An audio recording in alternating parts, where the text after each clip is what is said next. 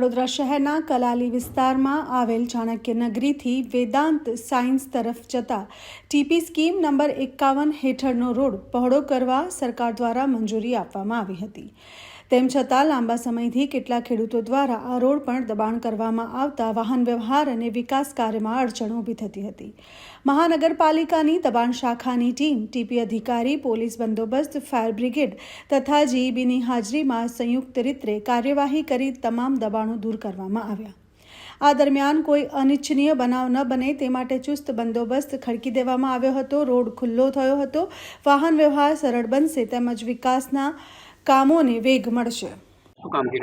આ કલાલી વિસ્તારમાં ચાણક્યપુરીથી પુષ્પ 27 નો 18 મીટરનો જે ટીપી રોડ આવેલો છે એ આજે આપણે ટીડીઓ ટીપી અને ટીડીઓ બીપી ના સંયુક્ત સ્ટાફ દબાણ શાખા સાથે આજે ખુલ્લો કરવાની કામગીરી ચાલુ છે।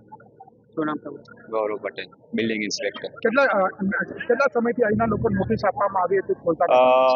નોટિસ તો આપેલી હતી એમને, રોડ તો ખુલ્લો છે પરંતુ એમની જે વધારાનું જે 5-5, 6-6, 7-7 મીટર જે કટિંગ આવતું હતું એ પ્રમાણે અમે અત્યારે 18 મીટરના રોડ પ્રમાણે એક્ઝેક્ટ અત્યારે એ કરીને ખુલ્લો કરવાની કામગીરી હાથ ધરી છે। આજુબાજુના તમામ લોકો ખુશ છે? હા, આજે ખુશ છે, બધાનો સપોર્ટ મળી રહ્યો છે સારી રીતે। 51ના ડ્રાફ્ટ ટીપીનો 18 મીટર રોડ જે ચાણક્ય નગરથી લઈ અને વેદાંત વાટિકા, ગ્લેન્ડ્યોર, સનશાઇન તરફ જતો 18 મીટરનો રોડ છે જે ટીપી સરકારમાં ડ્રાફ્ટ મંજૂર થઈ છે અને 18 મીટરના રોડ ઉપર સોસાયટીના કામકાજ બી ચાલુ છે।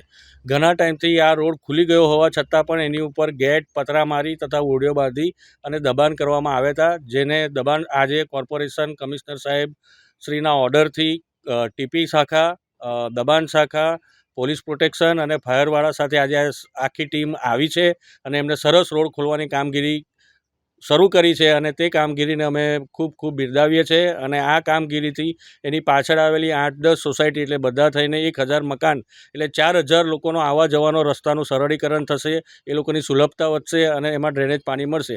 તેથી અમે કમિશનર સાહેબનો ખૂબ અભિવાદન કરીએ છીએ તથા તમામ જે ટીમો સાથે જોડાઈ છે તેને પણ અમે સાથ સહકાર આપીએ છીએ। શું નામ તમારું? મારું નામ વિપુલભાઈ પટેલ છે અને હું અહીંનો સ્થાયી પાછળ સોસાયટીમાં રહેતો રહેણાંકનો છું।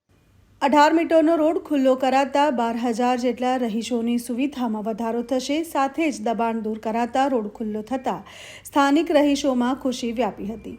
સ્થાનિક રહીશોએ અધિકારીઓને પુષ્પગુચ્છ આપીને આભાર પણ વ્યક્ત કર્યો હતો।